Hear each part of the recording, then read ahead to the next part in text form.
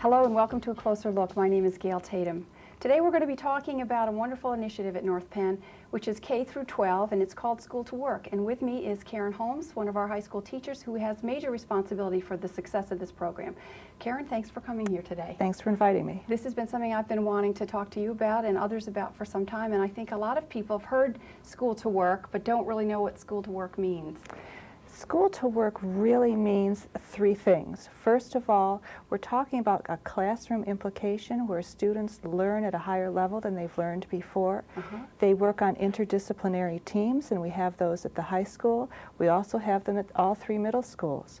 It also means integrated projects where teachers and students from different academic areas work together to develop one project. And that's one of the things that our school district is known for across the country. School to Work also means career development and preparation, and so that students do their academic programs in light of what their career aspiration is. And that's for all students. All students eventually will be in the world of work. That's right, that's right. Well, now this program isn't new this year. In fact, as you and I were talking earlier, it's really in its fifth year. It's if 5 we go all years the way old. Back. So when this began, it started here at North Penn High School, didn't it? It started in North Penn High School with a very small number of teachers, probably 6 teachers at 2 grade levels, in the 10th grade and 11th grade, on 2 interdisciplinary teams. It started small, and by now we have over 50% of the high school faculty participating. And how is it that it began? You said we started with 6 teachers. Are these? Can you think back to what would have brought this forward? We were offered the opportunity to provide something better for students who were underserved. We saw a group of students who needed to be motivated, who needed to be challenged, and we thought we could do a better job in a different way. And so we set forth to do that. So, for instance, a teacher would say, here is a student who somehow needed something more in order to have motivation to learn in a different way. And so this program was developed really because of the need that was perceived by the teachers. And is that right? Students learn in different ways. Yeah. And so that we needed to address everyone and not just one group of students. Okay. By looking at several different learning styles and ways that students learn, we were able to say, yes, we can serve these students in a better way. All right. So the first year that it really began then, and when it finally was implemented, how many students were served, would you say, that first year? I would assume a small group initially. About 100. About 100 students. We had 60. That's not that small. Well, in a school our size, Yeah, yes. I guess. We started out with an interdisciplinary team in English, biology, and world cultures, which would amount to about 60 students at 10th grade. And then in 11th grade, we had American history and English, which would have been about 40 students in those classes. All right. And so these students, I'm thinking about a project called Project Bread. Now, I don't know if that was the first project or not, but that would perhaps be an example of this sort of thing at the high school level. Project Bread is a wonderful project that involved several different areas, including Gennardi's supermarkets and the community housing services, whereby 10th grade students talked about bread in different cultures. They learned about yeast and biology. They did some writing and read stories. They also had a whole kind of food drive for the 10th grade. They went to Gennardi's, learned how to bake bread, sampled bread, learned about Gennardi's as a workplace, not just someplace you go to shop. What is it like to work there? And what do these people do? What is the responsibility of the deli manager, of the baker, of the store manager? So they were really looking at different functions within the store. They took the bread then to the community services in their food drive. It revolved around a doll. A Sarah doll, right? Sarah doll, yes, image Sarah doll. that the students would write stories about her. And so they had a focal point for their project, and yet it involved so many different areas. I believe it also included the art department. Yes, so it really did touch on lots of areas. It really did. Yes, it did. It did. Now that project that was an example of a project that ran for I guess a year, and there would be a similar kind of thing, but not necessarily the same thing that would be done now. Correct. Is that right? And it's not a year-long project, probably about a month. That the classes would focus in on that particular project. It takes time to plan something like that, and the teachers involved were able to present our project at a national conference. Oh, that's nice. That's nice. How is it that students become part of this program? Well, how does that happen? It involves two different kinds of ways because students are involved on the interdisciplinary teams, whereby they're taking English, social studies, and applied biology. And so we would say this is a group of students and we would be able to team them. Students also become involved because their teachers are involved in planning integrated projects. We have integrated projects between human services and consumer sciences and technology education. So although those students aren't teamed, they're able to work with one another, and there's interaction among two different kinds of classes. And then the project that we have this year, it's an intergenerational project with Brittany Point, and that project also includes music and math and art. Okay.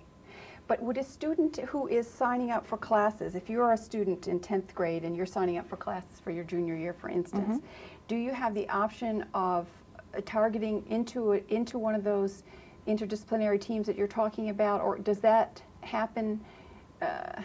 Does that happen on purpose, or does that happen by chance, in a sense? That happens if the student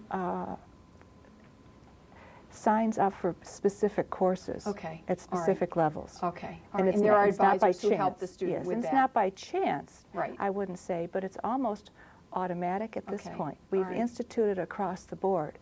We used to just say we're going to do a few students. We've gone from one team at 10th grade to 3 teams, and the same thing at the 11th grade. It's grown quite a bit. So we've expanded to include most students that we can. And do you feel like the initial concern about students who needed extra or who needed a different kind of teaching technique, do you feel you're reaching most of those students now, or would you say more? I would say majority. Majority, okay. And I would say the students themselves will say, I've changed, I can do this. Yes. The motivation, the self-esteem, the pride, and they realized that they need school in order to achieve what they want to do after school. And that's the difference. That's a real linkage, isn't it? It's wonderful to see. It really is. It must be. I know. Let's talk for a minute about the fact that this did begin at the high school, but it really isn't any longer just a high school issue. In fact, the school to work, career forward thinking, I guess, is what I would think of it, that mentality is now, there's more effort to have that integrated right in the elementary schools all the way through, right? Can you talk about that a little bit?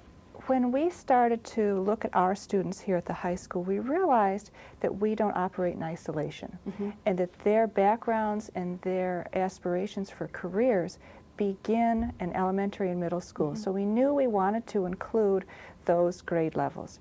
So what we did is we spent some time doing a strategic planning process for school to work, and we held some meetings with community people, business people, educators from all 3 educational levels, and some students were present. And we did several planning sessions to map out where we wanted to expand and in what areas. Clearly there was commitment on the part of elementary and middle school people because they understood the necessity to put careers in focus for the students. So students begin thinking about that really early. We also know, I just want to point out that we also know that students change along the way. And so that somebody in 5th grade is going to be different when they're in 9th grade. And that's good because they've learned. What we really need to be aware of is that students need that planning time and need to explore a variety of things, and that's what we like to facilitate. Okay. Certainly there are students who, as you say, their thoughts of what they want to be or what they want to do change throughout their lives, as they do for adults as well. Many of us change careers. I mean, statistics show that people change careers many, many times. So that students who are high school students who finish high school, go to work, or go to further education, they understand, I assume, as well, that this is not the final step for them, that in fact this is maybe the first of many. It could be a final step, but it may not be. Is that true? Statistically, they will change careers at least 7 to 10 times over the next few years. Many of us as adults have gone into a career and stayed there for several years or many, many years. You know, the 20-year employee or the 25-year employee. That's not going to happen to the students of today. They will go into the workforce and be able to have to change for some reason or another. What we're looking at is teaching them problem-solving skills, critical thinking, oral communication, those and team building, those skills that will transfer from one career in one place That's to great. another. That's really great. I'm aware that at North Wales Elementary School, I'm aware of a couple things there. Dr. Pam DeJarnez, the principal there, and I know she's been very interested in this program and in its development. I visited a class, Mercedes Lee is a teacher there, and she has had a program with Folkways, which is a retirement community, and the students have been writing pen pals. And I happened to be there a day when these people were talking about their careers, and it was very interesting to see the reactions of the second grade children to hear these women, they were all women, it happened that day, talk about the careers that they had chosen. And one woman in particular was great because she talked about how varied her career had been.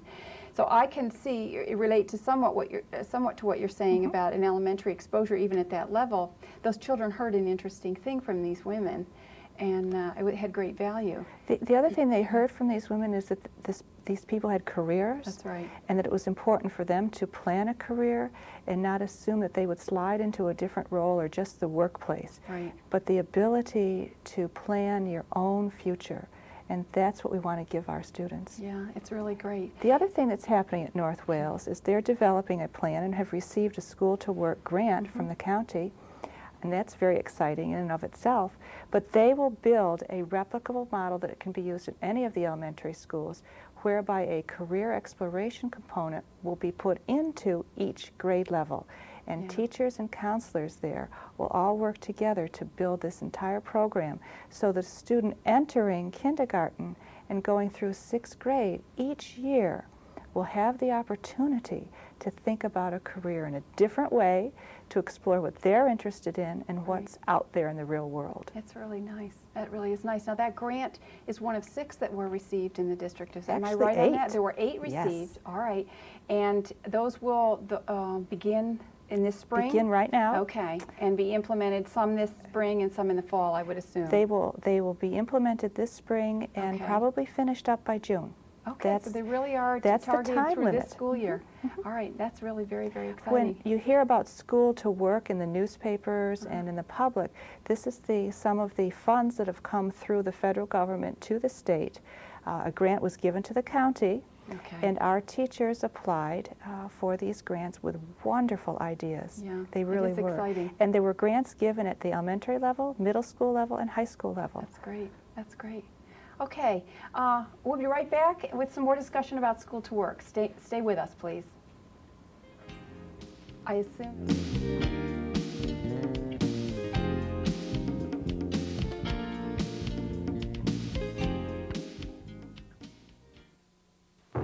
Do you think you have the power to change the world? I can shape the future, one child at a time. I know I can make a difference in those children's lives, and I know I have. Who knows where my influence may stop? I teach. I teach. I teach. Yes, they're teachers, but to the kids they reach, they're heroes. I think I have the power to change the world. The influence is always there. Do you have the power to wake up young minds, to be someone's hero, to change someone's life? Reach for that power. Teach. If you want to make an impact on our future, call 1-800-45-TEACH. Want to change the world? I teach. I teach. I teach. I teach. I teach. Be a teacher. Be a hero.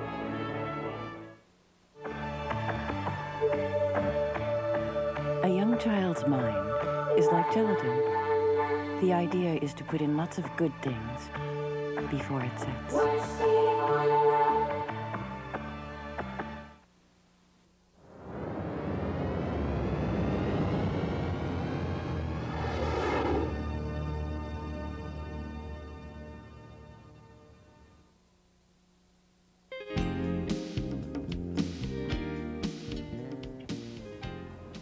Welcome back. We're going to be continuing our discussion now about the School to Work program here at the North Penn School District.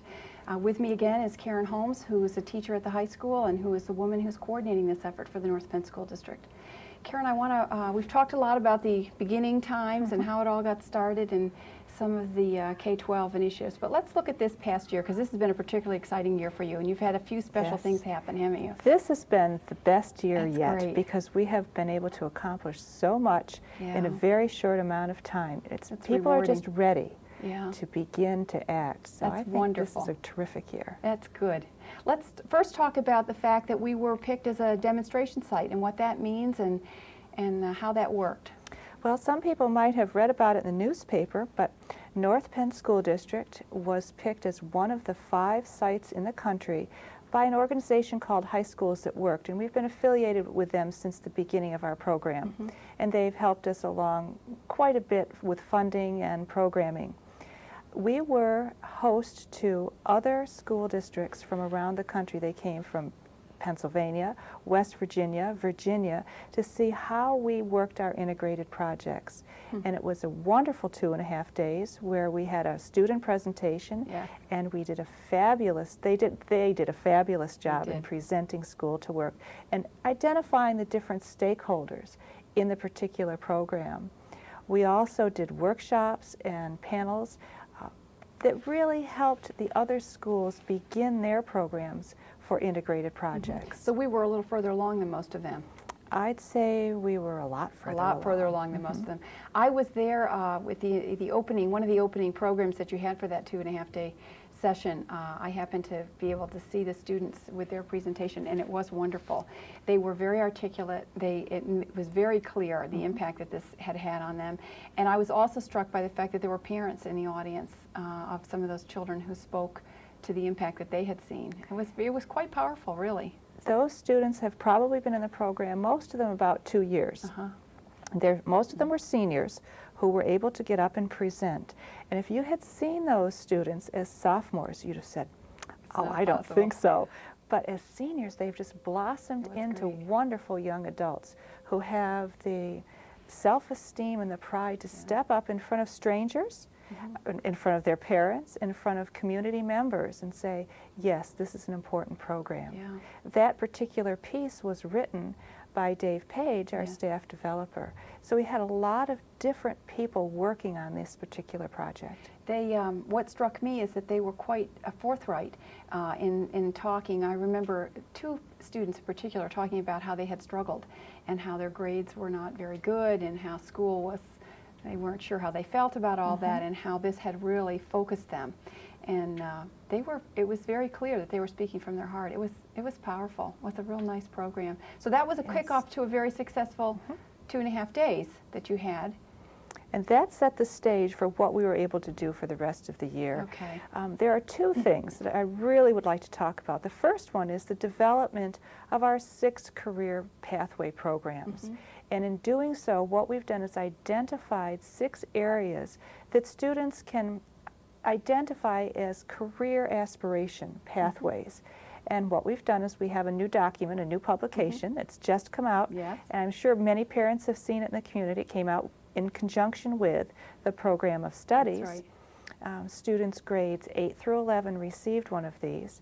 And what we've done is identified 6 different pathways that a student might be interested in. For instance, science and technology, human services, those areas that they could say, I can do this. I have a talent there. This is where my skill lies. Then they would look to find out what kind of different occupations are available. From there, they would go to the future plan centers, which are now, and this is another advancement this year, they're now not just in the high school, but they'll be in the 3 middle schools. That's wonderful. So there's a place that the students can go to find out more about a career. It's open in the high school Wednesday evening, so parents can join their sons and daughters in doing some exploration. But the neat thing is that now that it's in the middle school, if you're making this document, which I've seen and is extensive and clearly is very thorough and has tons of information for people, if that's available to 8th grade students and parents, often I think parents are the ones who need this tool, because I think parents feel an obligation and a sense of wanting to help and not quite knowing what to do, and you know, things are different from when they were that age, and so this is a document that can help with discussions in a family to say, well, you know, let's just look at this possibility.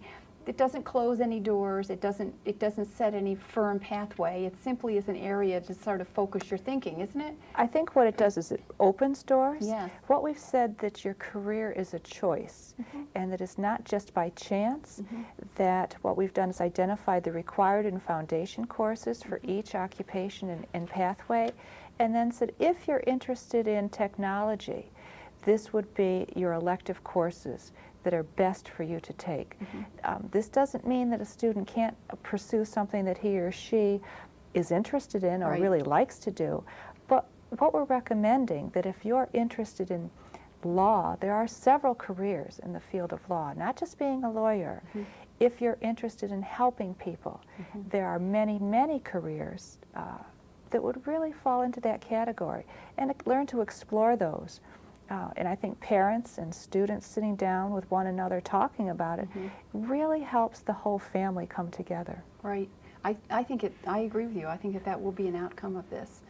I also felt that it, as you have already articulated, but I'll just sort of re-emphasize it a little bit. When I looked at the booklet, it seemed to me that in some of the areas, for instance, if you were talking about law or legal areas or helping areas, that it's very broad. It's very broad within that, so that it opens a huge area for exploration. It doesn't really narrow it that much. It's still very, very broad in my view, so that if you're looking at helping professions, it's not just one little piece of that, it's many within that scope, so it's great. And what it allows the student to do, as in a 9th grader and 10th grader, have a broad view, 11th grade narrow it down a little bit more, and then as a 12th grader say, yes, these are 2 or 3 options that I really want to pursue, whether they're going on to a college or for a 4-year degree, whether they're going right into the world of work. We really are emphasizing the fact that we want to have people plan. We call it the workforce. There's a work ethic. We're hoping that our students will go to work and really be independent parts of their adults. Community, and contributing contribute members back. of the community, that's great. Now, the other piece that's been very exciting is the partnership program that you have with business and industry, which has really gotten going this year, hasn't it? This has been such a positive response from our community. Wonderful. And this has been the part that I have worked on most this year as a business liaison. We've created the Career Development Partnership Program, and we have a steering committee of some wonderful people who are representative of business and some educators who also participate on this. I co-chair this committee with Joe Morelli, who is working with Productivity Point International, and he's also chairman of the board of North Star Youth Services. And he has devoted much of his time to helping us give a perspective of the business. We have people on there from the Chamber of Commerce, which has done so much to support us. Yes, I know we that. had That's a wonderful. fabulous kickoff there. Yes. We have Ford Electronics, Pico, Univest, Gennardi's. We have a wonderful array of people. That's great. Really saying this is important and committing some time and effort. Brittany Point is developing this intergenerational project and thereby sitting on the steering committee. A small retailer, Lansdale Office Supply, has also joined us. So we have that's good. a variety of people. Yeah, a wide range of things. And they're interested in the career pathway programs to eventually set up task forces that would be working in conjunction with these 6 particular pathways. I would think it would be very helpful to have their viewpoint as employers to talk about the characteristics and the tools that they would like to see graduates have who are coming to them. And that must have been something that was helpful in your planning. Well, and that's, remember I said before, we're interested in critical thinking and all of those things. That's where we got those. Is it? Many really of from their feedback. Many of the things that are in the career planner have been talked by and about by industry, and so they have given us information, and they have said, yes, we'll come into your classrooms, we'll come help you do a career day, we'll have a student come shadow for the day.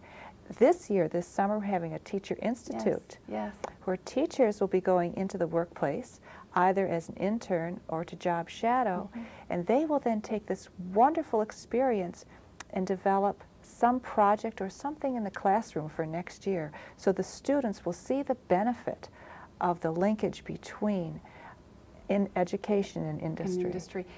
Let's talk for a second about this workshop program. The teachers will be working for how long? A week, is it, that they'll be in the industry, in the business area, or is it longer than that? It depends on which program they decide on. Okay, We have all right. two, Okay. and one is called an internship program, and that's 5 weeks. All right. And they'll be actually doing a project and working for a business. Okay, that's great. We have an offer from the Allentown Airport Do you? to have somebody work there for 5 weeks. Huh. PICO, Great. wonderful, wonderful things that people will be able to do. Progress Bank is going to train somebody as if he or she were a teller. Wonderful. So that they can, and then that teacher can then have that Yes. experience for their own students. And That's wonderful. Part of the responsibility of the teacher will be to bring that back to the student. Right. Okay. The other piece of it is a shorter piece, which is 12 days in the workforce, Okay. and that's called job shadowing. Okay. And the teacher will go and view 3 different businesses and then take that experience, develop a project, and take it into the classroom. Into the classroom in the fall. So there'll be some exciting things happening next year Oh, as a I result hope of this. so. We expect. Yes. That's wonderful. I know that you have worked closely with Sue Cahill, who is our, Dr. Sue Cahill, who is our supervisor of English and technology. School to Work. School to Work program. She has been critical in terms of working with you, and there are others district-wide as well. Is that right? Dr. Cahill has been very instrumental in grant writing Yes. and being our link to Pennsylvania Department of Education. One of the Okay. nice things is that North Penn is known by PDE as being one of the advanced people in this particular area. And Dr. Cahill has been in contact with people at the state level. She's also done quite a bit to merge the elementary school piece with School to Work. She's worked closely with the elementary school That's principals. great. Yes, I know she has that district-wide view for her in her English area as well. Yes, she so does. that helps with that component. Well, if people have an interest in learning more about this, if there's someone watching this show today who's a businessman or a businesswoman in the community, what could they do if they wanted to become part of the School to Work initiative? Well, I would like the people who are interested to say, yes, I can help students, first of Okay. all, that I would like to participate and bring my world of work into the classroom. There's a variety of options and ways. They can help us with our internship or job shadowing this summer with the teachers. They can volunteer to do a career day. Each of the middle schools this year is doing a career day, Yes. and many parents are volunteering to come in and help out. And so we would like to encourage that. We also would like to have them call me at the high school, Okay. and the number is 368-9800, and call me to find out what you can do to be part of this wonderful, exciting program. It's something for everybody in the community. It's a nice thing for the North Penn community. I think that the schools are very central to this community, and I think it's a great way for people to be involved with students in a new way, something different that we're offering. The most exciting thing for me is the positive response that I have received when I call somebody or go to meet some other person in another business. They'll say, yes, I'd like to help. That's great. And that kind of reinforcement needs to be translated, I think, to our students and to our teachers, because the support of the community for education is there. Yeah, I believe it's there as well, and this is a new way to show it. Well, thank you very much for coming today. I'm glad to learn. I've learned a lot myself, Well, which is thanks for helpful, and I having me. hope other people have. So thanks, Karen. This has been Gail Tatum. With me today has been Karen Holmes. We've been talking about the School to Work program. Thank you for joining us, and tune in next time. I'll be talking with Assistant Superintendent Robert Hassler, who is new to the North Penn School District this year. Thanks for tuning in. We'll see you next time.